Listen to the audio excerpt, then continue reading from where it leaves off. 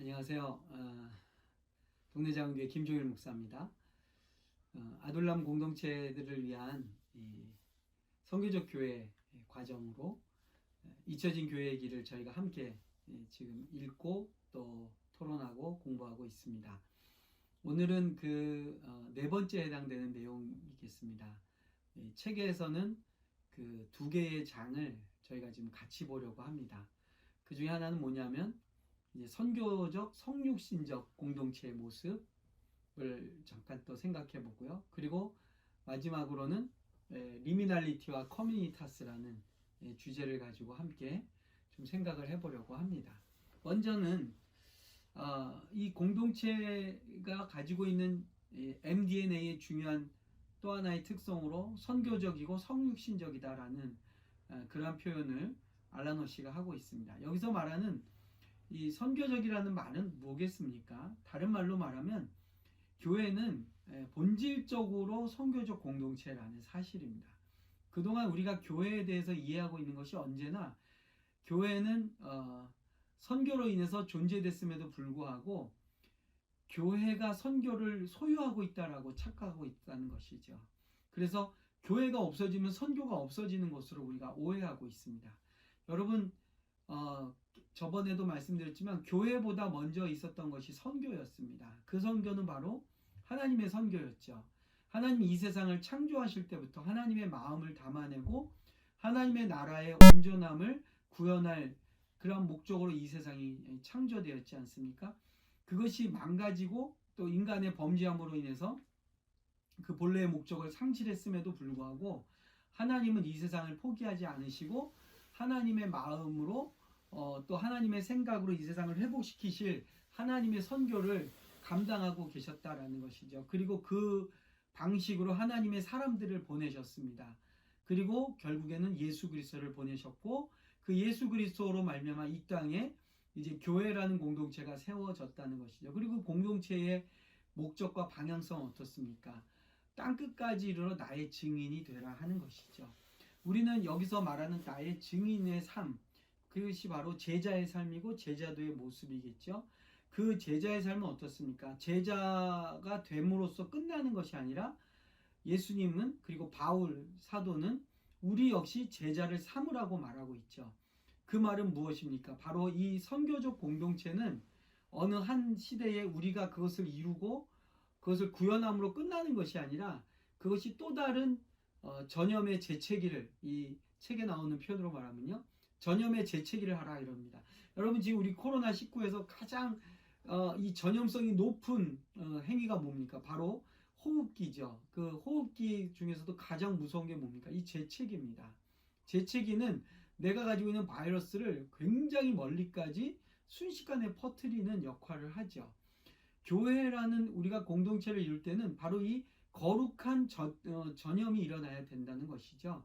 그런 면에서 선교적 상황을 만들어내는 가장 최적의 교회 모습 무엇이냐 바로 예수 그리스도가 하셨던 성육신의 사역이라는 것입니다. 이 성육신의 사역은 무엇을 말합니까? 그것은 최적화라고도 말할 수 있고요. 또 다른 말로는 성육신적 선교의 모습은 상황화를 말하는 거죠. 뭐냐면 성육신이라는 것은 그냥 신이 인간의 몸을 입고 오셨다라는 하나의 진술이 아닙니다. 그것은 인간, 다시 말하면 선교의 대상인 이 세상과 호흡하고 대화하시고 이 세상과 소통할 수 있는 최적의 상황으로 예수님께서 오셨다는 것이죠. 하나님의 선교는 하나님의 기준에 맞는 선교가 아니에요. 하나님의 수준으로 우리를 끌어올리는 선교가 아니에요. 우리가 그때까지 하나님이 가만히 계신 게 아니고 하나님이 우리의 수준으로 내려오셨다는 것이죠. 이게 성육신 아닙니까? 우리가 복음을 증거한다, 제자의 삶을 산다, 선교적 공동체를 이룬다는 건 뭐냐면 우리 기준으로 세상을 우리 수준으로 끌고 오는 게 선교가 아닙니다. 진정한 선교적 공동체는 뭐냐면 세상의 상황에 우리를 최적화시키는 거예요. 그러니까 우리가 이 시대 또 우리 문화, 우리 이 토양에서 복음을 받아들일 수 있는 가장 좋은 환경을 만들 책임과 그것을 고민해야 될 주체는 누구냐면 바로 교회라는 사실이죠. 여러분 여러분의 교회도 오랜 기간 동안 공공기관 또 공공건물을 썼습니다. 여러분, 우리가 교회라는 공간이 어떤 거룩한 또 하나의 공간이 있어야만 교회로 존재하지 않는다는 걸 우리 부천 예인교회가 몸으로 경험했던 것입니다. 이제 여러분들이 또 어떠한 형태로 변화되든지 간에 우리의 예배의 형태, 우리의 모임의 어떤 수준, 모임의 규모는 그렇게 본질적인 게 아니에요. 왜? 그것이 어떤 규정화되어 있고 그것이 꼭 있어야 된다고 한다면 예수님께서 분명히 성령께서 성경 안에 그 내용을 써주셨을 거예요. 뭐냐면 초대교회도 다양한 형태와 다양한 모양의 교회 구조를 가지고 있었습니다. 그리고 우리가 오늘날에 알고 있는 것들을 그 당시에는 없던 게 많았어요. 그렇죠? 신학교도 없었습니다. 건물도 없었습니다. 뭐 제도, 조직 이런 거 없었습니다. 그러나 그렇게 강력한 선교의 역사를 이루고 그 강력한 제국의 영향권에서 핍박과 박해 속에서도 결국에는 전염의 재채기로 온 세상을 예수의 운동으로 뒤덮을 수 있었던 그 동력이 어디에 있느냐? 교회는 본질적으로 성육신적 DNA가 있다는 것이죠. 여러분 안에 세상과 소통할 수 있는, 세상과 호흡할 수 있는 것들을 끄집어내셔야 됩니다. 세상이 이 거룩한 것을 못 받아들이고 이해하지 못한다는 것에 대해서 속상해하기보다는 내가 세상 속에서 어떻게 복음을 효과적으로 어떻게 증인의 삶을 잘 살 수 있을까를 고민하는 게 우리의 숙제라는 사실이죠. 이것이 우리 안에 끊임없이 일어나고 끊임없이 상황과 시대는 바뀌지만 흔들리지 않는 이 땅에 하나님의 나라를 드러내고자 열망하는 제자의 삶, 하나님의 통치 안에 있는 제자들의 도, 하나님의 다스림을 경험하는 교회의 모습은 어느 시대나 어떠한 조직이나 어떠한 이데올로기 상황에서도 실현되고 보여줘야 될 책임이 있다는 것이죠. 그런 면에서 오늘 우리 21세기 또 2020년, 2021년을 살아내는 부천 예인교회는 어떤 성육신적 모델을 개발할 것인가가 이제 여러분들의 숙제가 아닌가 싶습니다.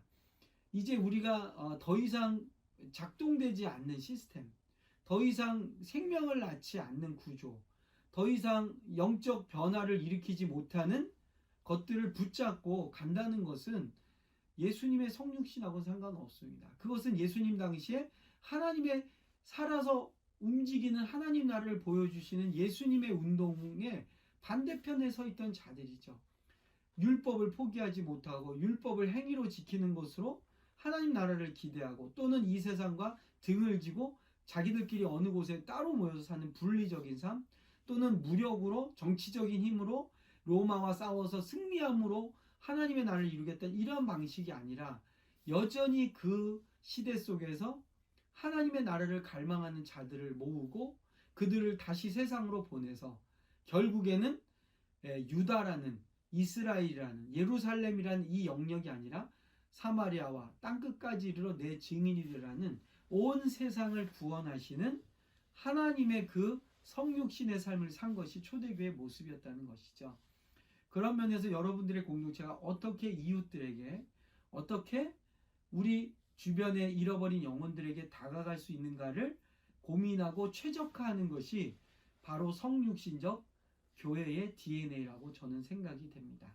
여러분, 모쪼록 그런 모습 속에서 좋은 선교적 모델들을 만들어내실 수 있기를 바랍니다. 여기서 중요한 건 뭐냐면 나를 기준으로 세상을 나에게 맞추거나 우리 공동체를 기준으로 세상을 우리한테 맞추게 하는 것은 선교가 아닙니다. 진정한 상황화, 진정한 성육신은 뭡니까? 하나님의 아들이 종의 몸을 입고 오신 것이죠. 그러니까 누가 불편하겠습니까? 종의 몸으로 온 예수님이 불편하시죠. 세상은 불편하지 않아요. 왜? 세상에 주님이 맞춰주셨기 때문에. 그래서 세상과 코드를 맞춰주신 주님을 만난 그 세상은 어땠습니까? 죄인들, 세리들, 그리고 환자들, 창기들 전부 다 환영하고 기뻐하고 좋아했습니다. 왜요? 예수님이 코드를 맞추셨기 때문에 그렇죠. 여러분, 우리가 세상에 코드를 맞춰야 됩니다. 왜? 그것은 타락이 아니고요. 그건 혼합주의가 아니에요.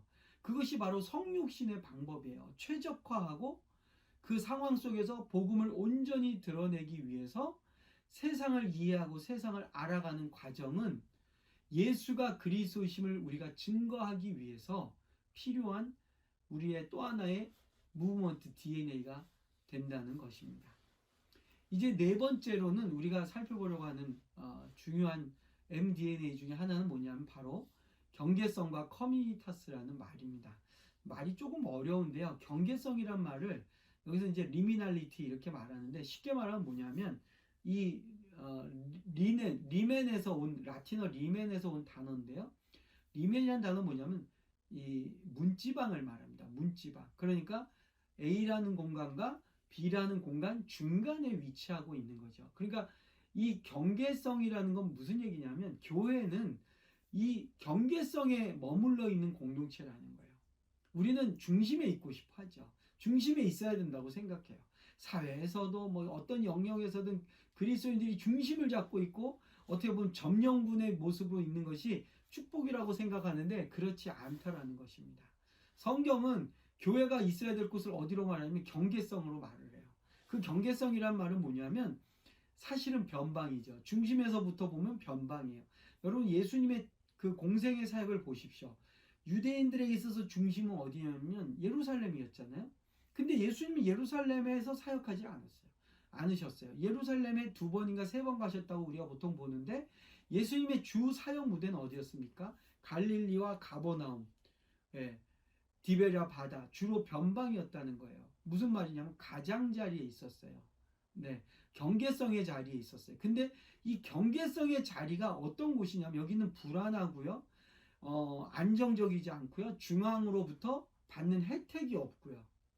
그리고 자칫 잘못하면 이방 땅으로 넘어갈 수 있는 아주 모호한 자리. 그러니까 편안하거나 안전하거나 보장받을 수 있는 곳이 아닌 곳이 경계성이에요. 근데 여기에 진정한 공동체성이 나온다고 알란 어시는 말하고 있는 거예요. 무슨 말이냐면 위기가 오히려 그 집단을 공고하게 만든다는 것이죠. 그러니까 이 위기는 또는 이 경계성은 공동체한테는 고통스럽고 도망가고 싶고 피하고 싶지만 오히려 그 경계성이 공동체를 굉장히 강하게 만들어주는 요소로 작용하고 있다는 겁니다. 이런 면에서 보면 교회라는 공동체는 중심에 있으면 안 되는 거예요. 중심에 있으면 죄송한 얘기인데 교회가 중심에 있으면 어떻게 됩니까? 10중 8구 타락합니다. 교회는 중심에 있는 곳이 아니라 늘 세상에서부터 소외된 곳, 경계성의 지역에 가서 그곳에서 세상의 혜택을 못 받는 자들, 중심으로부터 밀려나고 떨어져 나간 자들로 하여금 새로운 세계를 보여준 그 새로운 세계는 뭐예요? 중심으로 가는 게 아니라 하나님의 나라를 향해 보게 하는 거죠. 그래서 이 변방에 있는 자들이 오히려 하나님의 나라를 체험하게 하는 게 뭐냐면 커뮤니타스를 이루는 겁니다. 그래서 이 커뮤니타스와 경계성은 이 공동체의 본질적인 DNA가 달라요. 커뮤니티와. 우리가 보통 공동체 그러면 커뮤니티 그러지 않습니까? 근데 여러분 교회에서 말하는 공동체를 한번 잘 들어보세요. 우리가 말하는 공동체는 무엇을 위한 존재인가? 그러면 죄송한데 표현을 하자면 이런 거예요. 나를 위해서 공동체가 존재하는 거예요. 내 문제를 해결받기 위해서 이 공동체를 내가 찾아가는 거예요. 네. 그래서 이 공동체는 왜 존재하느냐? 나를 위해서요. 나를 치료하고 나를 돌봐주고 나를 케어해주는. 그러니까 이러한 공동체는 어떻게 했어요? 내부 중심적인 이 멤버들의 서로의 필요를 채워주고 서로를 격려해주고 서로를 축복해서 힘들지 어렵지 괜찮아 이길 수 있어 하면서 모여드는 공동체가 바로 뭐냐면 커뮤니티예요. 물론 그러한 요소도 교회 안에 있어야 됩니다. 그러한 요소들도 교회 안에 필요해요. 그러나 그것은 come to us와 go to them의 방식으로 다시 생각해보면 예수님이 병자들을 고치시거나 제자들을 부르실 때마다 나에게로 오라 그랬어요. 근데 오라고 한 다음에 예수님 어떻게 하셨습니까? 그들로 하여금 세상으로 보내셨죠. 그러니까 이 모여있는 공동체조차도 나를 위한 공동체가 아니라 이 공동체를 위해 내가 존재하는 그런 공동체가 돼야 되는 거예요. 나로 말미암아 이 공동체가 같이 살아가고 함께 힘을 모으고 나도 여기서 무언가를 기여하고 참여하는 데서 의의를 찾을 수 있는 공동체가 어디서 만들어지느냐? 경계성의 지역에서 만들어진다는 거예요. 이거를 이제 알라노 씨가 어디서 찾아내냐면 빅터 터너라는, 아마 그 책에도 나올 겁니다. 빅터 터너라는 영국의 사회학자의 그 관찰과 그의 리서치를 통해서 이러한 커뮤니타스와 경계성이라는 용어를 교회와 연결시킨 게 알란 허시입니다. 그러면 빅터 터너의 그 관찰 가운데 뭐가 있냐면 아프리카에 어느 한 부족을 그가 조사하면서 연구하면서 특이한 사실을 깨닫습니다. 그게 뭐냐면 이 부족의 남자들이 대체적으로 용맹스러운 거예요. 굉장히 강인하고 책임감이 있고, 근데 그게 어릴 때부터 그런 내면의 어떤 습관 그리고 그런 기질들이 그 부족에게 유난히 더 강하게 나타나는 거죠.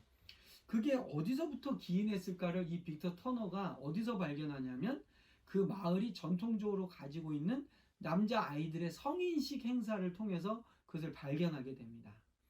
그 부족이 가지고 있는 남자 아이들을 위한 성인식은 뭐냐면 남자 아이들을 어떤 시간이 되면 한밤중에 갑자기 아버지들이 자기 아이들을 쉽게 말하면 보쌈한다 그러죠. 보자기 자루에 넣어가지고서는 깜깜한데 전혀 모르는 어느 곳에 그 아이들을 풀어놓습니다. 그리고는 아버지들이 사라져요. 그러니까 이 아이들이 소위 말하면 이제 한 번도 맞닥뜨리지 못한 굉장한 위기와 위험한 상황 속에 던져지는 거예요. 그러니까 이제 자루에서 나와서 서로 울고 불고 껴안고 뭐 이제 곧 뭐 난리가 나겠죠. 밤을 그렇게 지새웁니다. 그리고 보니까 주변에는 전혀 모르는 동네, 전혀 모르는 상황, 그냥 산속에 자기들이 던져진 거예요. 거기서 이들이 이제 어떻게 합니까? 운다고 아빠 엄마가 오는 게 아니잖아요. 물론 이제 어른들이 돌아가면서 멀리서 감시를 한다고 그래요. 이 아이들이 드디어 자기들끼리 거기서 생존하는 법을 배우게 됩니다. 어떻게 하면 우리가 살아날 수 있을까? 우리 여기 죽으면 안 된다. 부모님이 찾아올 때까지, 또는 우리가 이 환경, 이 위기의 상황을 벗어나려면 우리끼리 뭉쳐야 된다. 그러면서 아주 강한 협동심, 아주 강한 동지의식, 아주 강한 결속력을 그들이 거기서 경험하는 거예요. 그러면서 뭘 배우느냐? 함께 더불어서 생존하는 법.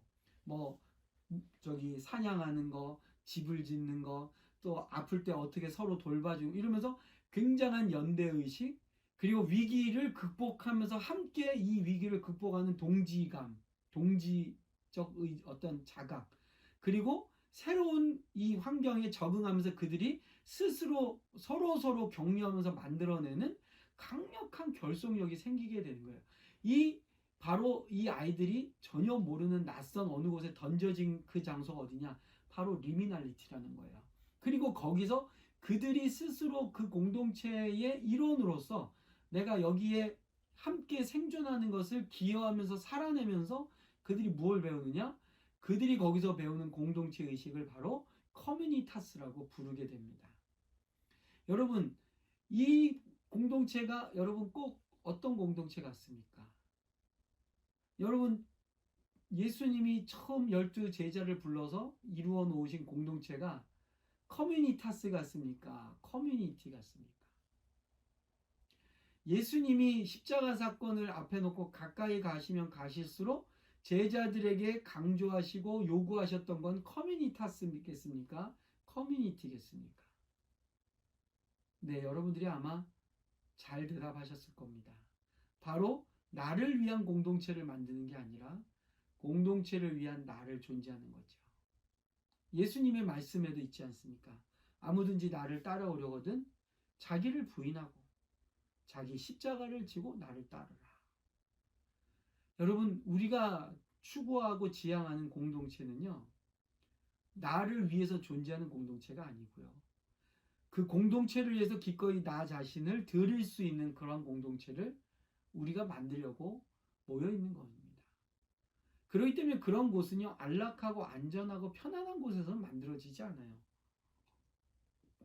그런 공동체는 어디서 만들어지겠습니까? 바로 경계성의 지역이죠. 그래서 알라노 씨는 이 경계성의 상황 속에 놓여지는 공동체에게는 세 가지의 성품을 필요로 한다고 말합니다. 그 세 가지가 뭐냐면, 첫 번째가 모험이고요, 두 번째가 위험이고요, 세 번째가 용기입니다. 경계성에 있는 공동체는요, 모험을 하지 않을 수가 없어요.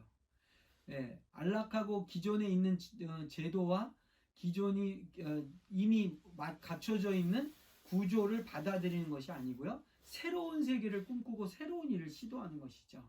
우리에게는 그것이 바로 하나님 나라 운동입니다. 하나님 나라 운동은요, 안전하거나 또 편안한 운동이 아니에요. 하나님 나라는 언제나 기존의 질서에 충격을 주고 기존 세력들에게 저항을 불러일으키고, 우리가 하는 말과 우리가 하는 행동은 기존의 이 세상 사회에서는 받아들이기 어려운 도덕과 윤리와 가치 체계를 가지고 있어요. 여러분, 오늘 우리 기독교의 문제는 뭐에 있겠어요? 우리는 세상에 저항하거나 세상에서 감당할 수 없는, 말할 수 없는 일들을 감행하는 대항적 존재나 대조적 사회가 아니고, 세상에 순응하는, 세상과 잘 눈 맞추고 세상에 잘 기대서 가는 교회를 만들려고 해요. 여러분, 제자도는 세상과 잘 어울리는 것이 제자가 아니죠. 하나님 나라에 잘 어울리는 것이 바로 교회입니다. 그런 의미에서 우리에게 필요한 것은 뭐냐면 이 모험을 감행할 용기가 있어야 돼요. 예. 이 용기는 바로 성령께서 우리에게 요구하시는 하나님 나라 백성으로서 감행해야 될 모험에 필요한 용기입니다. 그리고 당연히 모험이니까 어떻겠어요? 이 일은 위험한 일이에요. 네. 여러분, 커뮤니타스를 볼 수 있는, 세상 속에서 커뮤니타스를 보여주는 아주 좋은 한 가지 예를 알라노 씨는 어디서 찾냐면 바로 익스트림 스포츠를 통해서 설명하고 있습니다. 여러분, 아주 극한의 스포츠를 즐기는 무리들 있죠. 뭐 산악 바이크를 타는 분들이나 스카이다이빙을 하는 분들이나 저 바닷속에 수십 미터를 막 내려가서 하는 그런 분들 모습을 보면은, 여러분, 이런 분들은요 전부 위험한 일을 하는 분들이에요. 그거를 한다고 해서 누가 뭐 대단한 무엇을 주는 것도 아니에요. 보상이 있는 것도 아니에요. 근데 그 일에 왜 사람들이 뛰어듭니까? 그 모험이거든요. 그리고 그 모험은 쉬운 건 모험이라고 말하지 않아요. 어려운 일이고 남들이 안 하는 거고 위험하기 때문에 모험이라고 말하는 겁니다. 우리가 하는 예수 운동은요 모험이에요. 쉽지 않아요. 그리고 위험해요. 여러분, 하늘에서 떨어진다. 물론 나중에 낙하산이 펴지지만, 낙하산이 안 펴지면 어떻게 됩니까? 다리가 부러지나요? 팔이 부러지나요? 아니죠. 생명을 잃습니다. 수천 미터 산을 등반하는 사람들, 누가 밑에서 떠받쳐 주거나 기계로 올라갑니까? 그러지 않습니다. 그 살을 에이는 듯한 추위와 그 강풍과 그 눈보라를 헤치고 정상을 향해 올라가다가 어떻게 됩니까? 동료가 죽기도 하고요. 손가락과 발가락이 동상에서 다 잘려지기도 하고. 근데 그걸 왜 합니까? 그게 바로 모험이고요. 그게 위험한 일이에요. 근데 거기에 용기를 필요로 해요. 그래서 여러분, 전문적인 산악 등반하시는 분들 보면 어떻습니까? 손가락이 몇 개가 없기도 하고 발가락이 잘려져 있기도 하고, 얼굴에 심한 동상으로 얼굴 모양이, 얼굴의 피부가 완전히 일반인들하고 다른 흉터 같은 얼굴을 하고 있어요. 그러나 여러분, 놀라운 사실이 있습니다. 그 높은 산을 올라가려는 후배들, 그 에베레스트를 등정하려고 준비하는 분들은 거기를 올라갔다 온 사람들을 보면 어떻습니까? 그들 앞에 한없는 존경을 표시합니다. 그 선배들이 가지고 있는 얼굴의 상처는 상처가 아니에요. 그것은 영광이에요. 산악 자전거를 타다가 넘어져서 팔을 다치거나 흉터가 생기거나 했을 때 그 흉터와 상처는 후배들에게, 그 익스트림 스포츠를 하는 자들에게는 흠모할 만한 영광의 계급장입니다. 여러분, 커뮤니타스는요 상처를 두려워하지 않아요. 우리가 말하는 상처는 내가 보호받지 못해서 받는 상처가 아니라 위험한 일을 감행하면서 얻게 되는 상처입니다. 그러나 그것은 상처가 아니고 훈장이고요. 그리고 다른 사람들한테는 영광의 면류관 같은 존재고요. 그것은 무용담이고요. 그것은 전설입니다. 바로 레전드가 되는 것이죠. 그런 공동체가 바로 커뮤니타스입니다. 모쪼록 우리 이 모험과 위험과 용기를 필요로 하는 이 일에 사랑하는 우리 부천예인교회 성도님들 함께 참여하고 헌신하는 그러한 보냄받은 공동체를 이루실 수 있기를 주님의 이름으로 축복을 드리며 이번 가를 또 마치도록 하겠습니다. 감사합니다. 공동가정2 잊혀진 교회의 길 네 번째 시간, 우리 김종일 목사님의 강의를 들으셨습니다. 오늘은 나눈 이야기를 가지고 세 가지 질문하고 토론하는 시간 가지시기를 바랍니다. 첫 번째 질문은 교회는 하나님의 선교에 의해서 태어났습니다. 이것을 성육신이라고 합니다. 성육신은 하나님이 사람의 수준이 되었음을 말합니다. 하나님의 선교에 의해서 시작된 교회도 세상의 수준 안으로 들어가야 제대로 된 교회 역할을 할 수 있습니다. 예인교회가 세상의 수준 안으로 들어가기 위해 필요한 것은 무엇입니까? 성육신이라는 것이 하나님의 선교의 결과인데 그 성육신은 하나님이 사람이 되는 거잖아요. 그래서 성육신적인 선교를 한다는 이야기는 예수님이 사람이 되는 것처럼 교회 또는 교인이 세상 사람들과 함께 그들 안으로 들어가는, 그들의 삶으로 들어가는 이런 것이어야 하거든요. 그래서 예인교회가 세상의 수준 안으로 들어가기 위해서 필요한 것이 무엇인지 한번 좀 논의하셨으면 좋겠습니다. 아마 이게 우리 지난주에 논의했던 우리 그 중산층 교회에 대한 이야기와 연결될 것 같은데요. 토론해 주시기를 바랍니다. 두 번째는 역사적으로 세상의 중심에 있던 교회는 어김없이 타락했습니다. 한국교회도 세상의 중심에 있기에 타락한 증거들이 속출하고 있습니다. 한국교회가 다시 건강해지려면 세상의 중심이 아닌 변방으로 가야 합니다. 한국 사회의 변방은 어디입니까? 또는 세상의 변방은 어디입니까? 여러분, 교회가 찾아가서 위치해야 될 변방이 어디인지 여러분의 느낌대로 또는 깨달음대로 토론해 보셨으면 좋겠습니다. 저희 교회는 부천이라는 신도시의 상업지구 안에 위치하고 있죠. 우리가 문화센터 쓸 때는 문화센터라는 공간 안에 있었습니다. 물론 우리 교우들이 있는 모든 곳이 교회입니다. 그렇지만 그 교회의 현장, 또 우리 교회의 현장 등등에 대해서 생각해 봤을 때 우리는 아무래도 변방보다는 중심에 있는 것 같아요. 그 중심에 있으려고 하는 것 같고요.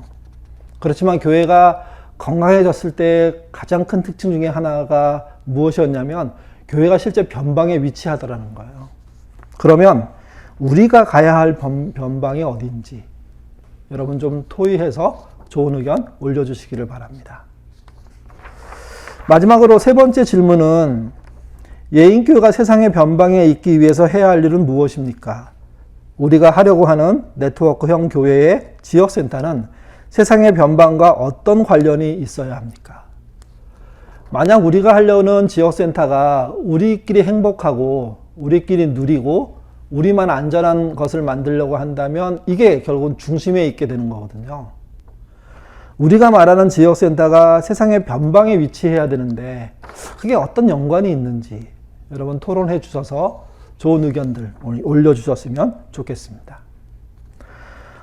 다음 주 아둘람 모임은 지역센터에 대한 질문에 대한 답변을 이렇게 나누는 방식으로 진행하겠습니다. 운영위원회 때 각 아둘람에서 그 네트워크형 교회에 대한 질문들이 많다고 하셔서 우리 김재율 집사님이 기본적인 자료 정리를 하셨고요. 거기에 배경호 집사님, 제가 나머지 좀 이렇게 그 첨언을 해서 Q&A를 만들었습니다. 그 Q&A를 다음 주 공동과정 2에서는 설명드리는 걸로 진행하도록 하겠습니다. 이번 한 주도 건강하게 잘 지내시고요. 좋은 토론 부탁을 드립니다. 수고하셨습니다.